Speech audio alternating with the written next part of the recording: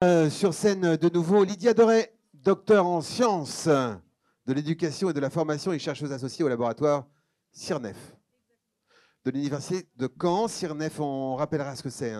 Alors aujourd'hui référente à la commission équitation scolaire pour le Creux Normandie et développe de nombreux projets sur son territoire. Nous allons appeler aussi Zoé Glévard, directrice de la communication à la Fédération française d'équitation depuis 3 ans, mais à la fédération depuis 15, presque. Zoé a passé un BPGEPS et enseigné l'équitation avant de s'orienter vers un master de communication et de marketing sportif.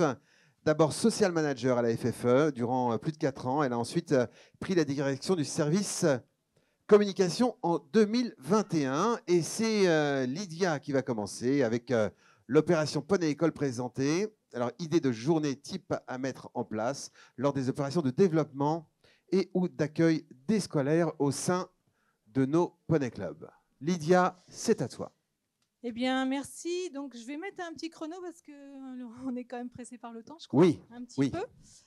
Voilà, et c'est jamais facile d'intervenir sur la dernière partie du congrès même, de la matinée. C'est comme en classe. La dernière partie, la leçon à 11h30 ou à 16h, elle est toujours quand même un peu plus compliquée que les autres. Voilà. Alors, écoutez, déjà, merci de me donner l'occasion de parler d'équitation scolaire et donc des interventions en milieu scolaire, parce que c'est un sujet important. Les scolaires, c'est quand même un formidable vivier pour vous, déjà.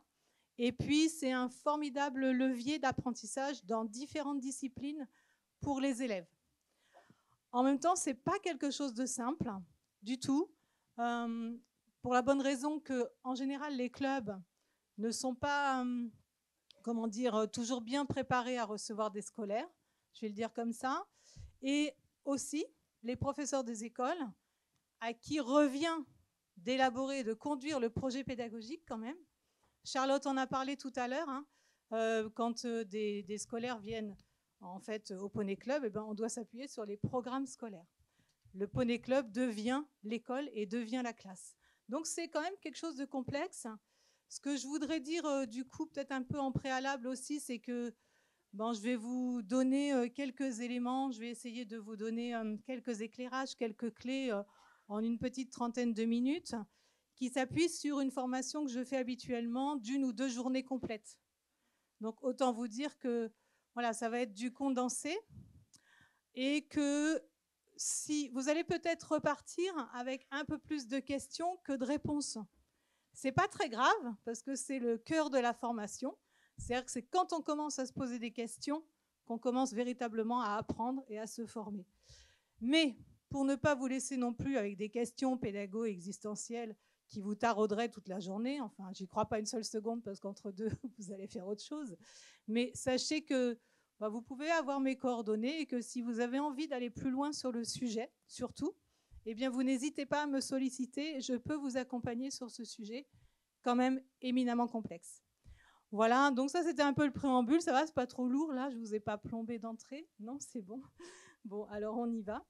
Et donc, moi, je vais parler un petit peu de mon département parce que vous allez accueillir, donc, quand vous accueillez du public scolaire, ce qui est très intéressant, c'est que vous allez quand même toucher un large public.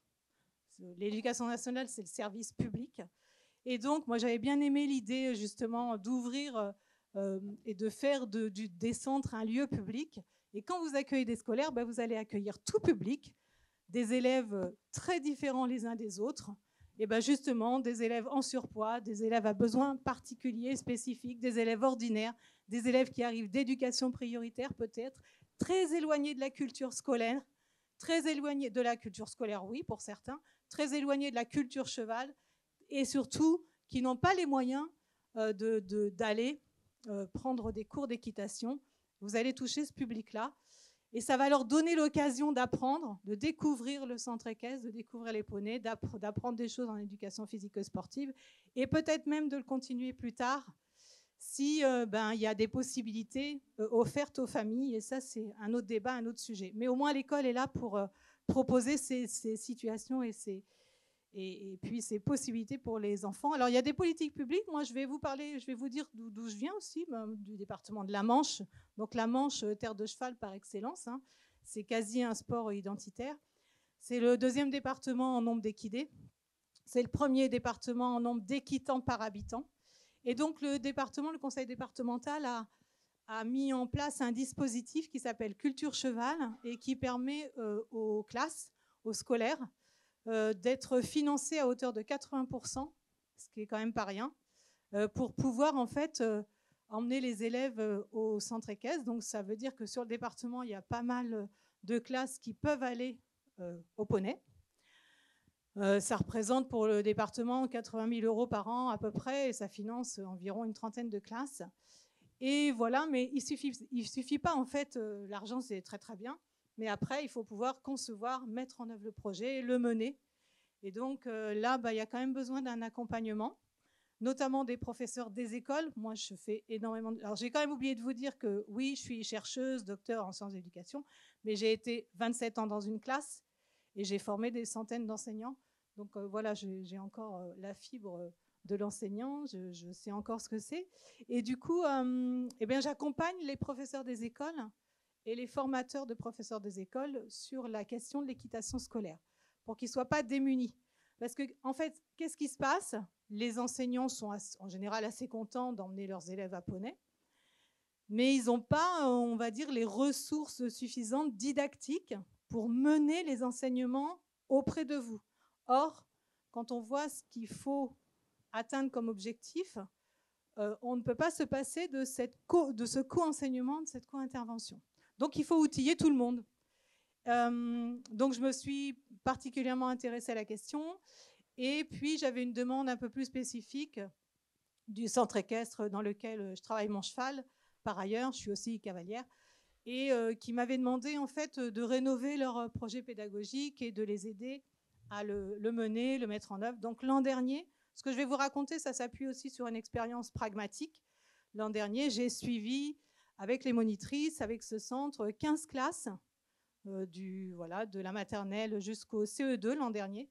15 classes sur 6 séances.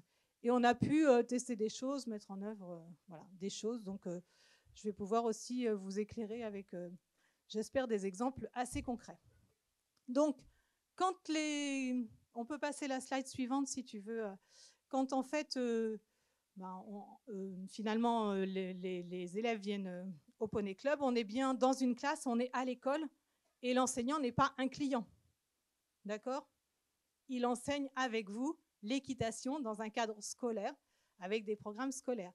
Il y a une monitrice, et puis c'est vrai que des fois on me dit, mais équitation scolaire, ça veut dire quoi? De toute façon, l'équitation, effectivement, que ce soit à l'école ou que ce soit ailleurs, en centre de loisirs ou autre, ou simplement individuellement, ça reste de l'équitation, oui.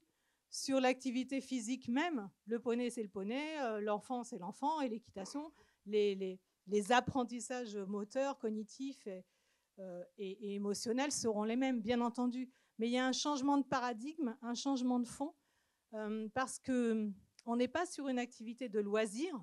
C'est-à-dire l'enseignant n'amène pas ses élèves juste pour leur faire plaisir comme ça. Il y a une notion d'obligation à l'école. Il y a une notion d'obligation, de progrès pour tous, que vous n'avez pas forcément par ailleurs.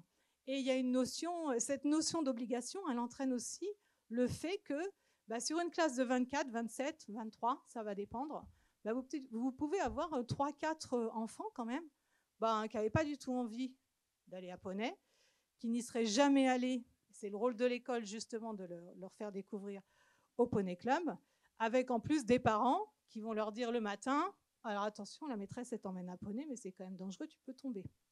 Et en plus de ça, vous pouvez avoir un enseignant ou une enseignante qui n'est pas hyper emballée non plus, parce qu'elle peut aussi avoir un petit peu peur du cheval. Donc, il y a une réglementation spécifique, il y a des objectifs de l'éducation nationale, et puis on n'est pas dans le cadre, on va dire, d'une activité de loisir voulue, choisie, etc. Donc c'est comment on va s'y prendre pour que justement on puisse impliquer tout le monde et faire en sorte que ça fonctionne, avec des enjeux qui sont très partagés, parce que de toute façon, les enjeux, ils sont autant pour l'école que pour vous. Même si les objectifs, finalement, ne sont pas tout à fait les mêmes pour vous et pour l'école. Les enjeux vont être les mêmes. Alors, il faut donc un projet suffisamment solide, motivant, pour construire un vrai, comment dire, oui, un réel projet d'enseignement-apprentissage scolaire en équitation. Comme on est à l'école, je vais vous donner des grands repères de ce qu'on demande finalement à des enseignants quand on est dans une classe et qui vont, ça va s'appliquer chez vous en fait. Alors, la première des choses, c'est qu'il va falloir impliquer tous les élèves, pas seulement quelques-uns. Et puis, on est confronté au nombre quand même. Hein. Vous pouvez en avoir 27 qui arrivent d'un coup. Donc, vous le savez, je pense que vous avez, pour certains, vécu l'expérience. Il y a des expériences qui fonctionnent très bien et sur lesquelles on peut s'appuyer. Il n'y a pas de souci là-dessus. Donc, pour impliquer tous les élèves, dans quelque discipline que ce soit, et l'équitation en fait partie, l'éducation physique et sportive en général, il faut absolument donner une finalité à l'apprentissage. Alors, juste une petite incise là, c'est pas sur la slide. Alors des fois, moi, je suis complètement décollée des slides. Hein. Vous ne vous inquiétez pas, hein, je ne suis pas forcément. Ça vous donne quelques repères. Mais... Donc, oui, une petite incise parce que finalement, on a assez peu parlé des notions d'apprentissage d'un point de vue théorique. On a parlé beaucoup de la mise en confiance, de la sécurité, etc., qui effectivement sont importants pour apprendre, mais on peut aussi être très en sécurité, se sentir bien, être avec les copains, on nage dans le bonheur et pour autant on n'apprend rien. Ça peut arriver aussi. On est tout content, on apprend des choses mais de manière un peu implicite. Et donc il y a un autre volet qui est complémentaire et qui est très important, c'est le volet didactique. Moi je vais plutôt vous parler de ça. C'est quelles sont les situations qui vont permettre d'apprendre et surtout quelle va être l'action de l'enseignant, quelle va être son action didactique, quelle va être ce qu'on appelle l'étayage, le pilotage des apprentissages. C'est pas magique l'apprentissage. Donc déjà, impliquer tous les élèves, il y a un truc tout simple, c'est vrai que parfois, eh bien, vous allez avoir des élèves qui vont être un petit peu, qui vont bouger, c'est normal, ils ont besoin de bouger, parce qu'ils ne vont pas être tous occupés. Alors je donne un exemple très très rapide, parce que je vois que le temps tourne et j'ai quand même beaucoup de choses à vous dire. Un exemple extrêmement rapide, c'est l'exemple de la voltige. Quand on a un atelier voltige, mais tout le monde est confronté à ça, je pense, et vous me le redirez si je vous dis des bêtises, mais en tous les cas, là où je suis allée dans les clubs, c'est que c'est un seul, sur le poney, c'est pas 30, et donc vous avez des problématiques éventuellement d'attente. Alors la queue leu, on oublie. À l'école, on oublie la queue leu. Il y a trop d'élèves, ils vont s'agiter, et ça va être contre-productif. Donc je ne vais pas détailler ici, il y a plein d'idées à mettre en place pour qu'il y ait des parcours d'équilibre, de gym à côté de la voltige. On n'aura pas le temps de le détailler, il y aurait beaucoup à dire sur ce sujet. Mais en tous les cas, la nécessité d'impliquer en donnant à l'élève à voir la finalité des choses et puis en l'occupant absolument sur des activités qui ont du sens, qui sont signifiantes pour lui. La deuxième chose, c'est de les aider à identifier les apprentissages, à repérer leurs progrès, à leur faire verbaliser les choses. C'est-à-dire qu'en fait, on apprend à partir du moment où on sait, où on prend conscience qu'il y a des choses qu'on sait faire et des choses qu'on ne sait pas faire. Surtout chez les petits. Je vous donne un exemple. Ils vont faire un parcours, les petits, là, de 4-5 ans.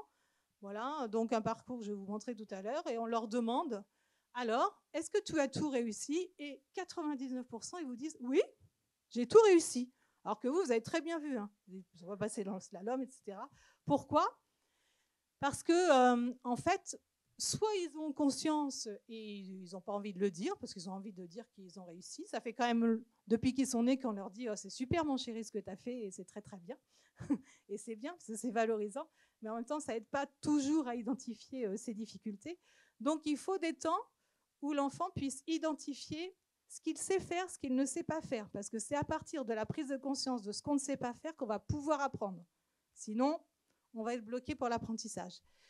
Donc voilà, il va falloir avoir des outils pour aider les élèves à identifier ça. Et puis le troisième volet que je trouve important, c'est la différenciation. À l'école, on différencie. Et donc, ça veut dire que, il va falloir établir des règles, des dispositifs pour qu'on puisse aller au rythme de chacun. Alors vous avez les poneys, c'est pas mal parce qu'on peut, c'est pas toujours facile, mais on peut par appariement changer de poney, faire en sorte que ce soit plus facile avec l'un qu'avec l'autre. Et puis on peut imaginer des parcours différents ou en tous les cas des options dans les parcours. Je vais vous en parler après. Mais ça, vous voyez, pour tenir les trois choses là, impliquer tous les élèves, leur donner les moyens d'identifier leurs apprentissages, leurs progrès, etc. d'un point de vue didactique, différencier, faire que tout le monde puisse forger un projet d'action, progresser, etc. Eh ben, c'est pas facile quand on est tout seul. Déjà, c'est pas facile pour un enseignant formé à ça dans une classe avec des maths. C'est encore peut-être moins facile quand les ateliers sont dispersés, que vous avez en plus les poneys à gérer et que vous ne connaissez pas les élèves. Donc c'est dur. Ce que j'essaye de vous faire comprendre, c'est que la situation de pratique scolaire, c'est quelque chose de complexe. Je ne veux pas vous décourager, hein, parce que je vois des mines qui se découragent. Je ne veux pas vous décourager, je vais vous donner quelques clés justement pour que ce soit, on va dire, plus solide. Voilà, pour que ça réponde à ces objectifs-là. Et on y arrive, hein, franchement, on y arrive. Alors, moi, j'ai suivi quelques classes et franchement, les monitrices qui ont travaillé avec moi, elles ont été super parce que des fois, ça bouscule un petit peu aussi les pratiques et elles se sont bien impliquées dans le projet, mais c'était à leur demande en même temps. Donc, alors, vous allez retrouver des choses que vous faites déjà. J'ai préconisé, on a mis un atelier alors qu'on appelle Pony Games. Hein. Alors, je sais qu'il y a des grands spécialistes dans la salle, que moi, je ne suis pas spécialiste. Il faut bien avoir en tête que la référence sociale experte, c'est le Pony Games. Mais les transpositions scolaires, elles sont transformées de sorte qu'elles soient accessibles à des scolaires. Donc, ça ne ressemble pas aux Pony Games que vous allez trouver au cours des compétitions, bien entendu. Ça ressemble même peut-être un peu plus à de l'Equifun par certains moments. Mais ce qu'on a gardé au sens du Pony Games, c'est qu'à la fin, et là, Beryl va me faire des gros yeux, eh ben, il y a un jeu d'opposition. Voilà, parce que aussi les jeux d'opposition, ça se travaille à l'école et ça peut se travailler parce que alors, on peut élargir au sport. C'est important aussi de pratiquer des sports d'opposition, mais il y a des conditions pour que ces sports d'opposition, en fait, génèrent aussi du plaisir et puis des apprentissages, bien entendu. En tous les cas, et cet atelier Pony Games, qu'on a appelé Pony Games, il dure 1 heure complète. Il n'est pas sur 20 minutes et on tourne. Parce qu'il est central. C'est-à-dire que c'est là qu'on va véritablement construire des apprentissages en éducation physique et sportive et des apprentissages équestres. Donc celui-là, il dure 1 heure. À côté de ça, on avait mis un atelier équifile en alternance avec de la voltige, une séance sur 2. Et ces ateliers-là durent 30 minutes en alternance avec tout ce qui est... Bien sûr, aussi très important, connaître le poney, tout ce qui est de l'ordre de l'hippologie. Donc, il y a 4 groupes et il y a ces 3 ateliers avec un atelier qui dure plus longtemps que les autres, que les 2 autres. Après, on alterne. Bon, je ne sais pas si vous voyez, mais vous pourrez me demander après, ce n'est pas grave. On ne va pas s'éterniser là-dessus. L'idée, c'est qu'il y ait du temps consacré à celui qui est central, même si les autres sont importants, qui est l'apprentissage, on va dire vraiment là pour le coup, en éducation et physique et sportive, de l'équitation. Là, ça dure 1 heure. Et c'est là que se trouve le professeur des écoles. Ce n'est pas ailleurs. Et donc, il pilote les apprentissages avec le moniteur sur cet atelier. Et à côté, il y a les intervenants extérieurs, il y a d'autres moniteurs, il peut y avoir, il y a le personnel du club. Et puis, je vais vous expliquer après comment ça se décline. Alors, j'ai mis idéalement 8. C'est un repère dans les programmes scolaires. Et puis, c'est un repère pour les enseignants. C'est difficile de faire apprendre, de faire construire des apprentissages importants, solides, complexes, en deçà de 8 séances. Quand on est à 3 séances, on est sur de la découverte, on n'est pas sur de l'apprentissage. À 6 séances, ça va. À 8, c'est mieux. On sait très bien que c'est compliqué d'un point de vue financier d'aller au-delà de 6 séances. Bon, nous, c'était 6 séances et on fait avec. Voilà, mais ça, c'est un grand repère. Ensuite, on peut passer la slide suivante. Alors, je vais me centrer ici, du coup, par rapport à cette communication. Je vais me centrer que sur l'atelier Pony Games. Il y a beaucoup de choses j'aurais beaucoup de choses à vous dire sur l'atelier voltige et équifile qui sont très importants à condition de bien les mettre en interaction avec montée à poney, on va dire.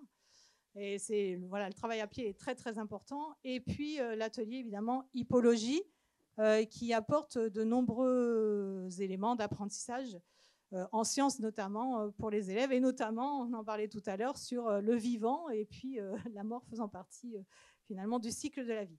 Bon, donc on revient à la situation Ponygame, la situation de préscolaire. Ce sont des choses que vous connaissez quand même, hein. Aménagement. Je vais faire le lien avec ce qui a été dit hier, que j'ai trouvé très pertinent. L'histoire des plots. Vous savez, sur 30 mètres, on choisit 3 ou 5. Et bien ça, ce n'est pas du tout anecdotique. Et dans une situation didactique d'apprentissage, eh bien, on va penser la situation, donc on aménage l'espace pour les élèves. L'enseignant de la classe, il est partie prenante. C'est-à-dire qu'il peut même contribuer avec l'enseignant d'équitation à qu'est-ce que je vais mettre comme aménagement. Donc, on aménage l'espace.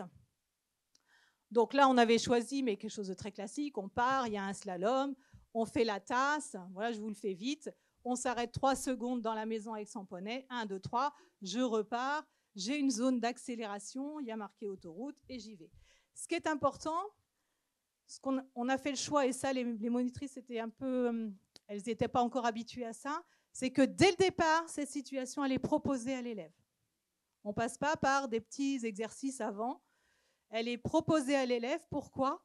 Pour qu'il soit rapidement et directement confronté justement à des choses qu'ils vont savoir faire, des choses qu'ils ne vont pas savoir faire, et des situations problèmes qui vont les amener à réfléchir, à se dire « Ah mais là, mon poney, il ne s'est pas arrêté, comment ça se fait quoi ?» Parce que si on commence par leur dire « Pour t'arrêter, il faut faire ci et ça », vous allez avoir plus de mal à faire émerger le sens, parce que le sens, pour l'enfant, il va émerger à partir d'une situation qu'il aura vécue et pour laquelle il aura été confronté à un problème. Donc, on met le parcours. Ça, ce que vous voyez là, on l'a proposé à des moyennes sections. Et on y va. Donc, évidemment, les monitrices, je vous passe, c'est pour ça que je vous le fais un peu, excusez-moi, un peu en intraveineuse là. Hein. Mais en fait, la monitrice, bien entendu, elle aura donné plein d'indications sur comment le poney avance, comment on le fait tourner, etc. etc. L'importance des consignes, j'y reviendrai aussi. Bon, en tous les cas, on démarre. Et ce qui est important aussi d'avoir en tête, c'est que donc l'enfant on va lui donner des éléments sur le sens du progrès. Sur ce parcours-là, tu vas progresser. En gros, le sens du progrès, c'est 1, tu vas réussir progressivement toutes les embûches. Hein. À la 8e séance, ce que tu faisais la première, parce que ce parcours ne va pas bouger, et surtout pas de la séance 1 à la séance 8, sauf 2 séances. Je vais y revenir. Et oui, parce que si on veut mesurer ses progrès, si on veut que l'enseignant, qui n'y connaît strictement rien en équitation, puisse travailler avec ses élèves en disant « Ah ouais, tu sais, demain, enfin la semaine prochaine, on retourne au poney. Et qu'est-ce qu'on va faire au poney? C'était quoi le parcours déjà ?» Et du coup, il va pouvoir en rediscuter avec ses élèves. « Ah ouais, tu dois t'arrêter là, etc. » Et qu'entre deux, le moniteur, il lui change le parcours et lui propose un nouveau jeu, tout le monde va être perdu. Donc, ça sert à la fois pour l'enfant, l'élève, parce que lui, il a besoin d'avoir des repères fixes pour finalement évoluer et progresser à partir d'une situation, et aussi pour l'enseignante, et ça a très très bien marché avec nos enseignantes, parce qu'elles savent à chaque fois, je dis elles, c'était que des femmes, qu'elles vont retrouver cette situation-là et elles vont pouvoir en parler en classe avec leurs élèves. Vraiment, en parler et puis travailler sur la résolution de problèmes. Je passe vite. La suite, s'il te plaît, Emma. Merci beaucoup. Et parce que je regarde le temps et je suis en train de cavaler après le temps. Je galope là. Bon, c'est pas grave. Allez, on y va. Ça va? Je vous perds pas trop là? Ouais.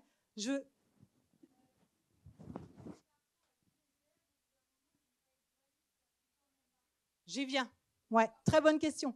J'y viens. Mais alors après, je vous propose un truc, c'est que je finis, parce que sinon... Oui, on va laisser Lydia finir. Et puis après... ce midi, vous pouvez me poser plein de questions, je serai dispo. Voilà, bon. Et du coup, alors, je réponds très rapidement à celle-là. Ce sont les adultes qui s'ennuient, et pas les enfants. Déjà, première chose, ils ont besoin... On a parlé de sécurité, ils ont besoin aussi de répétition, etc.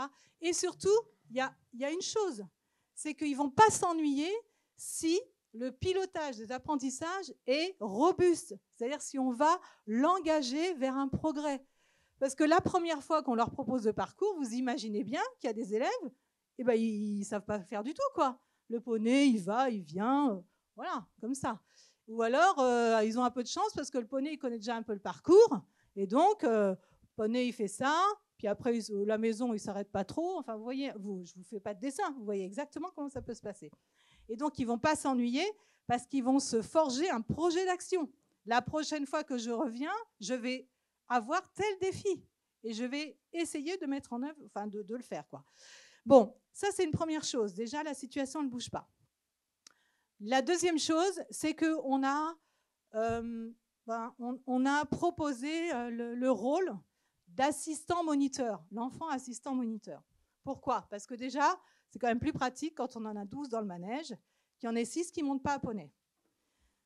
Déjà, ça va réduire la cavalerie et puis ça va être plus simple, mais ça, c'est le point de vue, je vais dire, organisationnel. Il y a un point de vue didactique très important, c'est que l'enfant qui est à pied, déjà, il va remobiliser des choses qu'il a vues en équifile sur le terrain. Je dis terrain Pony Games pour aller très vite, hein, c'est une caricature. Et il va remobiliser des choses sur le positionnement à côté du poney. Et il a son copain cavalier sur le poney. Et surtout, ça va mettre les deux élèves à distance de l'action. C'est-à-dire que ça va les mettre en réflexion sur quel problème je rencontre à poney que je n'ai pas verbalisé et que mon copain assistant éventuellement va pouvoir verbaliser ou que je vais pouvoir lui demander. Donc je m'explique. On demande aux assistants moniteurs, aux assistants, aux petits, et on le fait dès la moyenne section. Hein, ça fonctionne très très bien. On lui dit, ton rôle, c'est à la fois de ramasser effectivement des fois les petites balles qui tombent, ce genre de choses, ou de remettre la tasse, mais surtout, c'est d'identifier quand ton cavalier a un problème et de te dire, est-ce que je vais l'aider en tenant le poney, parce que c'est lui qui va guider le poney, ou simplement de lui redonner une explication, ton poney, il ne s'est pas arrêté parce que tu n'as pas suffisamment reculé tes épaules, par exemple. Et donc là, ce n'est pas l'enseignant qui va le dire, c'est un élève qui se met à distance et qui, en fait, lui, ça va mouliner là-dedans. Hein. Et quand il va reprendre sa position de cavalier, il va se dire, moi aussi, ça peut m'arriver ce genre de truc. Je suis capable de le dire aux copains. Et donc, en faisant ça, on va aider les élèves à conscientiser leurs apprentissages et à mieux résoudre leurs problèmes. Voilà, parce que la situation en elle-même, elle n'est pas magique. C'est ce qu'on appelle la magie de la tâche en pédagogie. Hein. C'est l'idée de se dire, je vais installer une situation et ils vont apprendre. Pas du tout. Ils vont apprendre s'il y a des mécanismes qui leur permettent d'apprendre. Voilà, la mise à distance de l'activité, etc. Donc, ce rôle de coach, d'assistant, ça permet de mieux apprendre et ça permet de responsabiliser les élèves qui sont à pied et d'occuper donc tout le monde aussi. Ça a aussi une valeur organisationnelle intéressante. On passe la suite. Je suis super en retard. Très, très, très, très en retard. Pardon, Zoé. Ça va? Bon. Parce que ça peut être assez lourd quand même. Je vous donne des éléments de progressivité, de comment on s'organise en fait sur les 6 séances. La séance 1 et 2, la situation ne bouge pas. C'est la situation, on va observer les élèves, partager avec eux une évaluation qui s'appelle diagnostic, c'est-à-dire on écrit, on laisse des traces, qu'est-ce que je sais faire aujourd'hui sur le parcours? Toi Léo, dis donc, le parcours aujourd'hui c'était quand même pas mal. Alors il y a plein de choses que je n'ai pas eu le temps de vous dire. Hein. Il faut qu'ils le fassent 10 fois. C'est pour ça qu'on les garde 1 heure. Ce n'est pas juste une fois. Hein. Ils vont le faire plusieurs fois. Ils vont le répéter plusieurs fois pour incorporer le fait qu'on n'y arrive pas. Voilà, ça fait quand même 10 fois que je fais le parcours. Et ils ne s'ennuient pas, les petits à poney. Hein. Ils restent sur le poney, et puis quand ils s'ennuient, ils changent avec leur copain qui est assistant. Et je l'ai fait plusieurs fois, et c'est parce que je l'ai fait plusieurs fois que j'ai pu intégrer l'idée que mon poney, j'arrive à l'arrêter, mais 1 fois sur 2. Et on sait faire quelque chose quand on sait le faire et le refaire et le répéter plusieurs fois dans différentes situations. Si on ne le réussit qu'une seule fois, ce n'est pas pour ça qu'on sait le faire. Donc, séance 1 et 2, on ne bouge pas. Et l'enseignant qui est avec vous, c'est pour ça que je vous donne quelques clés, l'enseignant de la classe qui connaît bien ses élèves, elle va pouvoir noter sur une fiche, elle va savoir ce qui est attendu venir avec des étiquettes, je ne sais pas, il y a plein de dispositifs pédagogiques où ils vont pouvoir en fait partager avec l'enfant à la séance 1. Aujourd'hui, bah toi, qu'est-ce que tu as réussi à faire? Qu'est-ce que tu ne sais pas encore faire? Et qu'est-ce que tu vas te forger comme projet d'action pour arriver à le faire pour la dernière séance où on va quand même avoir un petit match, un jeu d'opposition, mais où chacun aura progressé. Ce n'est pas antinomique avec tout ce que Beryl vous a dit, hein, parce qu'en fait, c'est très complémentaire et puis on a pas mal discuté de l'affaire. Voilà. Et donc, séance 1, 2, 3, quand on a 8 séances, on reste là-dessus. Vous voyez un peu le principe. Je me dépêche, Zoé. Séance 4 et 5, qu'est-ce qui va se passer? Ce sont les séances du milieu où celle-là, justement, on va mettre de côté cet aménagement-là, parce que ce sont les 2 séances où, parce qu'on aura pris conscience, je vous donne un exemple concret, qu'on ne sait pas s'arrêter. Ok, machin, machin, l'arrêt c'est compliqué. Toi, c'est plutôt diriger ton poney, différenciation. Eh bien, les séances 4 et 5, c'est là que vous allez pouvoir mettre en place des jeux, par exemple, spécifiques, ou des situations exercices. On va s'entraîner, parce qu'on a pris conscience que l'arrêt, ça nous posait problème. Et bien là, hop, on met l'aménagement de côté. Et aujourd'hui, ça fait quand même 3 séances, on a fait le parcours. Alors les équipes, on a encore des difficultés à s'arrêter, ou on a encore des difficultés à diriger, piloter son poney. Et bien aujourd'hui, vous savez quoi? On va faire des jeux que là-dessus. Et donc, les jeux qu'on va vous proposer, les jeux qu'on va vous proposer, ce seront des jeux pour apprendre à s'arrêter. Et là, les élèves savent que le jeu qu'on leur propose, c'est spécifiquement pour ça, le lien jeu-apprentissage. Et surtout, ils savent pourquoi ce jeu-là, à ce moment-là, par rapport à quel problème ils ont rencontré avant. Et ça, c'est très important. Donc, on fait 2 séances là-dessus. Ça peut être sur l'arrêt, enfin après, en fonction des problèmes rencontrés par les élèves. Et ensuite, on revient sur la situation de pratique scolaire, la même que celle qu'on avait au début. Alors, autant vous dire que cette situation de pratique scolaire-là, il faut qu'elle soit pensée avec beaucoup de précision. D'où 4 plots, 3 plots, 5 plots, le carré où je m'arrête combien, selon l'âge des élèves, leur niveau, etc. Parce qu'on peut la réguler à la marge, mais il faut qu'elle soit suffisamment robuste pour que les élèves rencontrent quelques problèmes. Et pas... Si elle est trop facile, ils vont tout réussir du premier coup. Et quand on réussit tout, ça veut dire qu'on n'apprend rien. Donc, suffisamment robuste et en même temps pas trop éloigné de leur capacité pour ne pas être complètement décourageante, quoi. Donc voilà, séance 1, 2, on rentre dans l'activité, on évalue ce qu'on sait faire ou pas. Et là, l'enseignant de la classe, ça va être un immense partenaire pour vous. Il va pouvoir noter les réussites, il va pouvoir retravailler ça en classe, etc. etc. Les enseignantes étaient à fond, hein, celles avec qui on a travaillé. Les séances 4 et 5, on s'entraîne, on résout nos problèmes. Et les séances 5 et 6, on revient sur la situation et on fait nos matchs à la fin. Et du coup, le match, ce jeu d'opposition que Beryl déteste, mais qui a certaines vertus quand même. Et dans la vraie vie, les sports d'opposition existent. Moi, je suis une ancienne basketteuse, donc maintenant, je suis à l'équitation. Mais même, je suis petite. En fait, c'est quand même important, ces jeux d'opposition-là. Il y a plein de choses à apprendre. Mais individuellement, là, on aura permis aux élèves de construire et surtout de repérer leur progrès. Parce que c'est quand même intéressant pour chacun de se dire, à la séance 1, j'étais tel cavalier. À la séance 5, je suis un autre cavalier parce que quand même, je sais un peu mieux diriger. Et je peux le prouver puisque c'est la même situation. Et en plus, à la séance 6, je vais pouvoir contribuer à mon équipe dans le relais Pony Games. Donc, je n'ai pas le temps de finir, mais c'était quoi la suite? Je ne sais plus. Si, quand même. Bon, j'ai pas trop le temps. J'avais des repères. Ouais, je fais 2 minutes. Tu veux bien, Zoé? Merci beaucoup. 1:30. On voit le... Bon, allez, on y va. Ça va, je suis une cavalière d'endurance, donc 1:30, je devrais pouvoir... Ok. Bon, bref, donc toujours est-il que, en tous les cas, quelques repères pour la séance. Donc, pour une séance, il faut des repères pour les élèves, pour les poneys. Ça, on en a un petit peu parlé déjà, je passe là-dessus. Pensez bien le moment des consignes. Hier, c'était très intéressant, les échanges sur qu'est-ce qu'on leur dit, coup de talon, pas de coup de talon. Je dirais, à la limite, c'est pas peu importe. Soignez la consigne par rapport au contenu, mais surtout, vous vous y tenez et vous la partagez avec l'enseignant. Un prof des écoles, il est quand même capable d'entendre et de redire à ses élèves, pour arrêter, parce qu'en classe, quand il va en reparler, moi je vous parle aussi de ce qui se passe en classe, il va falloir qu'il emploie la même chose que vous et qu'il dise, dis donc, qu'est-ce que tu n'as pas fait qui a fait que tu n'as pas arrêté ton poney?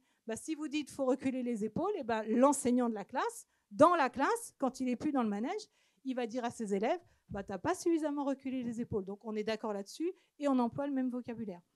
Donc on soigne le contenu, on soigne le moment de la consigne, pas au moment où ils sont tous en train de caresser leur poney. Moi, j'ai vu combien de fois où en fait ça s'adresse à 2 élèves et puis il y en a 4 qui sont pas là, quoi. Quand je dis 4, c'est beaucoup plus que ça.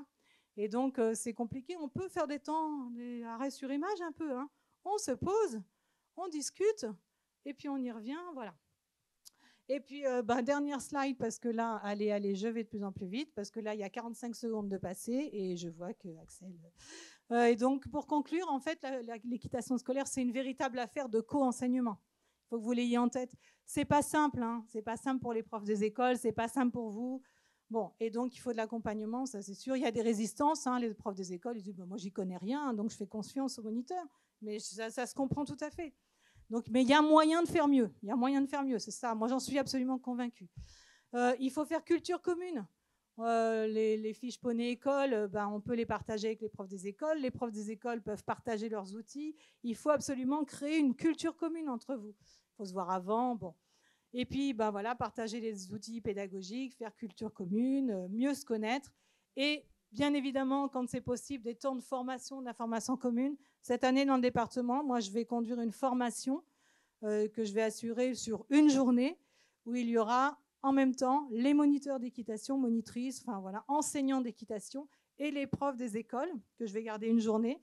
Et au début de cette formation, les profs des écoles monteront à cheval pour vivre la situation de pratique scolaire des élèves.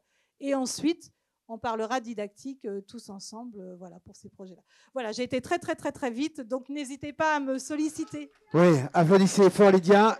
Lydia, reste là. Oui. Tu manges ici. Oui. Donc, on pourra te parler. Oui, on peut me parler. Tout l'après-midi. J'ai un train. À quelle heure? 14h30. 14h30. Donc, vous pourrez parler à Lydia jusqu'à 14h15. Et elle va courir jusqu'à la gare après. Ensuite. Zoé, Lydia, tu as pris tout ton temps. Donc, il te reste 1 minute 45. Ok. Je prends le challenge. Donc, bonjour à tous. Pour rebondir un petit peu sur ce que Lydia vous a dit, puisqu'elle vous a plutôt présenté une situation d'équitation scolaire et de cycle d'équitation scolaire, nous, à la Fédération, on a aussi ce qu'on va appeler presque des produits d'appel pour amener les enseignants à découvrir, à mettre en place un cycle d'équitation scolaire. Donc, c'est l'opération Poney École, en l'occurrence, que vous connaissez peut-être déjà bien, qui permet de mettre en place une séance de découverte. Donc, en fait, ce que Lydia vous a montré, c'est quelque chose que vous pouvez transposer pour une séance en disant « c'est un peu mon produit d'appel. Voilà, si on part sur un cycle d'équitation scolaire, voilà ce qu'on peut mettre en place sur 6-8 séances et construire quelque chose ensemble ». Pour ça, vous avez donc des livrets pédagogiques. C'est assez intéressant parce que je rebondis un peu, je ne sais pas où est Charlotte, mais je rebondis un peu sur ce que Charlotte disait tout à l'heure. Les livrets en fait, qu'on a construits à la Fédération, qui sont les nouveaux livrets Poney École, on les a construits aussi en fonction des cycles d'équitation scolaire. Pardon. Donc, on a un cycle plutôt maternel et un cycle plutôt primaire qui s'adapte à l'âge des enfants. Et on est vraiment reparti des programmes scolaires pour adapter vraiment le niveau après équestre et le niveau de connaissance qu'on va apporter à l'enfant. Et on essaye aussi d'ouvrir un petit peu, de ne pas être que dans la pratique de l'équitation pure, mais aussi d'amener des connaissances théoriques en hippologie, sur le poney, sur son bien-être, son fonctionnement, son mode de vie, pour essayer d'élargir un petit peu ça et de justement donner aux enseignants envie d'utiliser ces livrets. Voilà, je vais passer très rapidement sur Poney École. Si vous avez des questions, bien sûr, je suis à votre disposition. On a ramené des petits livrets si vous voulez les regarder. Charlène en a, donc voilà, vous pouvez jeter un coup d'œil en sortant tout à l'heure de la salle. L'autre programme qu'on a un petit peu avec les écoles, qu'on développe de plus en plus, c'est le programme Graines d'artistes, qui est très bien implanté, par exemple, dans la région de Tony, qui est au premier rang, donc en région sud, PACA. C'est un programme, en fait, tout simplement, qui permet de ramener la culture dans le Poney Club. C'est vrai que là, on a beaucoup parlé de l'équitation comme un sport, mais en fait, on peut aussi ouvrir les clubs à la culture.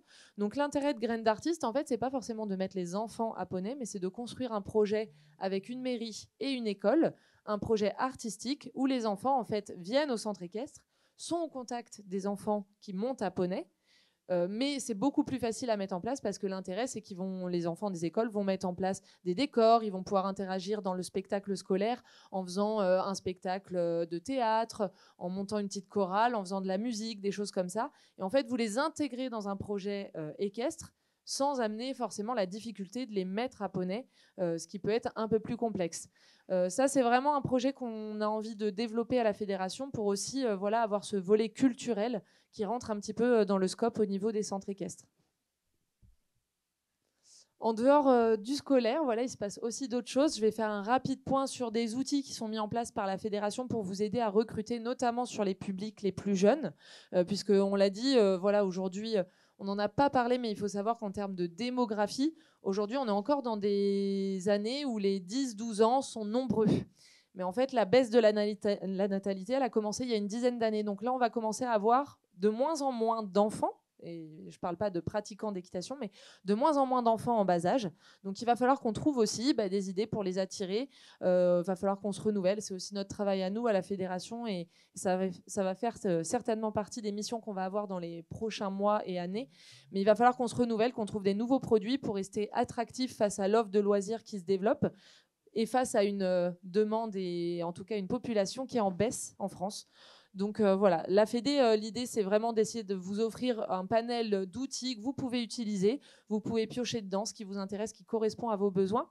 Donc on a des opérations ce qu'on appelle des opérations de développement qui sont ni plus ni moins en général que des journées un peu portes ouvertes, que vous pouvez vous approprier un petit peu comme vous voulez. L'idée, c'est d'avoir, on a beaucoup parlé de l'intérêt de la famille, du fait que les gens aujourd'hui ont envie de faire des loisirs ensemble avec leurs enfants. Donc l'intérêt, c'est vraiment d'ouvrir le club aussi à la famille, d'en faire un vrai lieu de vie. De leur proposer des expériences éducatives. Lydia en a très bien parlé, mais l'idée, c'est que les enfants ils repartent aussi avec un bagage éducatif du centre équestre. Donc, on peut mettre en place plein d'ateliers pédagogiques. Je pense que ce qu'a fait Charlotte va peut-être donner des idées à certains d'entre vous. Si vous êtes allé voir la petite mallette, il y a plein de choses transposables dans le Poney Club qu'on peut mettre en place qui sont très amusantes sur une journée porte ouverte où les parents peuvent faire la petite activité avec les enfants. Des parcours de jeu, des démonstrations. L'idée, c'est vraiment que vous puissiez mettre ce que vous voulez dans vos OP de développement. Et puis derrière, nous, forcément, on vient en soutien de la communication. Alors, ça ne veut pas dire qu'il ne faut pas que vous arrêtiez de communiquer auprès de vos communes, de vos commerces de proximité. Il y a toute cette com très locale où c'est à vous de le faire parce que c'est vous qui connaissez les acteurs de votre secteur. Et nous, on vient en renfort avec une communication nationale sur ces opérations-là. On a fait un petit bilan sur les opérations de développement les plus connues, qui sont la fête du poney, la journée du cheval et poney école, des participations des clubs. Alors, ce qu'on a constaté, c'est évidemment, il y a un zéro pour certaines opérations, notamment la journée du cheval l'année du Covid. Et on a quand même constaté qu'on avait eu une très grosse hausse au moment où on avait beaucoup de licenciés, où ça marchait bien, en fait. Et de plus en plus, on a l'impression que les clubs se désintéressent un petit peu de ces opérations. Donc, c'est aussi peut-être à nous de les repenser. On est preneurs de vos retours du terrain aussi. Mais l'idée, c'est de se dire que quand même, quand on avait beaucoup de licenciés, on participait beaucoup à ces opérations de développement, en fait. Donc, est-ce que finalement, le fait d'en faire de moins en moins, parce que ça allait bien après le Covid, on a beaucoup de clubs qui nous disaient « ça va très bien, j'ai très bien recruté, etc. » Là, on commence à ressentir un petit peu la baisse. Est-ce que le fait de justement ouvrir ses portes, c'est pas finalement la clé pour attirer un nouveau public, un public qui n'est pas équitant? Et il ne faut pas hésiter à vraiment proposer autre chose, à sortir de la petite démo qu'on fait d'habitude, mais à leur proposer une expérience en famille avec les parents. Je pense que voilà, sur ce congrès, l'idée c'était de vous donner plein d'idées que vous puissiez transposer au club. Donc voilà, ces opérations de porte ouverte, en fait, pour nous, ça reste quand même la meilleure porte d'entrée pour recruter du public non équitant. J'ai combien de temps encore ? 1 minute. 1 minute, ok, très bien. Alors ça, je vais passer très vite fait parce que vous connaissez le principe. On a une plateforme unique qui s'appelle tousacheval.ffe.com.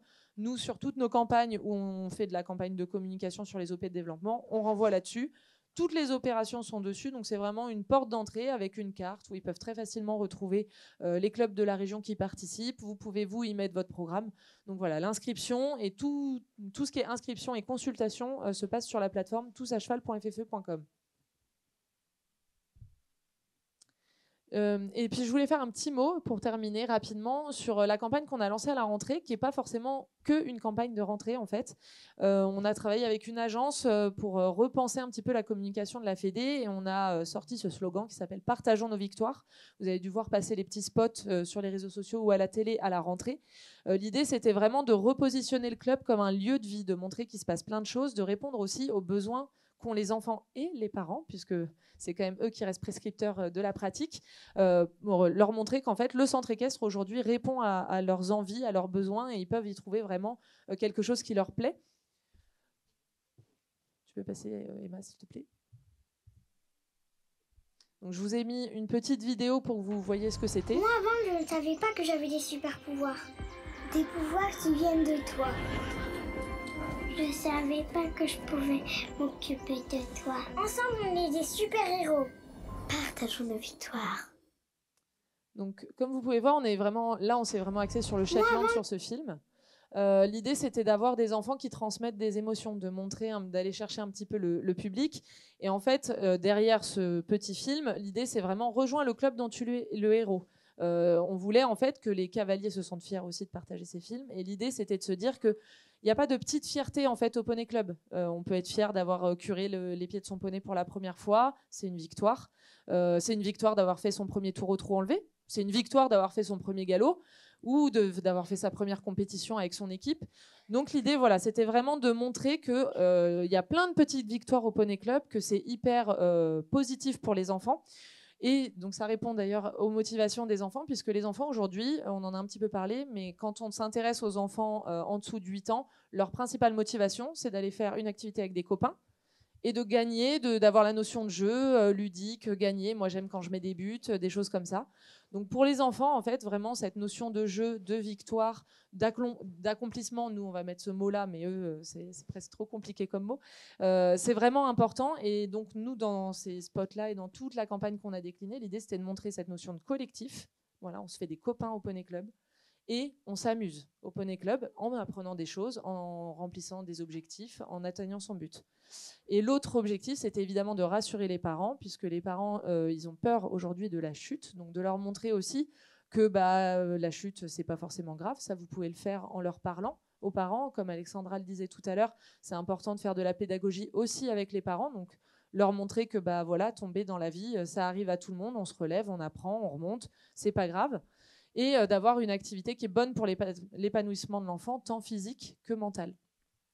Donc voilà, c'est une petite campagne que vous pouvez vous approprier, vous. En fait, elle est déclinable dans vos clubs, puisque l'idée, c'était vraiment de ne pas avoir des victoires qu'on va penser vraiment en termes de sport de haut niveau, mais d'avoir en fait ces petites victoires qui jalonnent le parcours du cavalier, un petit peu toute sa vie de cavalier. Et donc, c'est des choses que vous pouvez transposer chez vous, dans vos activités, dans les disciplines que vous allez proposer. Vous avez chacun, je pense, vos spécialités et vos activités phares. Donc, c'est des choses que vous pouvez retrouver sur la médiathèque. Et après, n'hésitez pas à nous contacter à développement.ffe.com si vous avez des projets. On est à votre disposition. Un dernier mot, désolé, sur le pack enseignant. On a pas mal parlé d'outils pédagogiques, de formation des enseignants, comment trouver des idées de fiches, des choses comme ça. Sachez que sur la boutique ffe.com, vous avez des guides qui ont été revus au goût du jour, qui sont donc le guide, les 108 fiches pédagogiques, l'enseigné au cavalier et de l'enfant au cavalier, qui sont vraiment sur des publics enfants en fait. Et donc si vous avez aussi besoin de vous former, que vous ne connaissez pas ces guides, n'hésitez pas à regarder ça. Voilà, c'est fait avec des experts plutôt en termes de pédagogie. Donc moi, je ne suis pas intervenue dessus. Mais voilà, il y a plein de choses à prendre dedans. Ce n'est pas pour rien qu'elle est directrice de la communication, non, hein? On peut applaudir très fort Zoé et Lydia.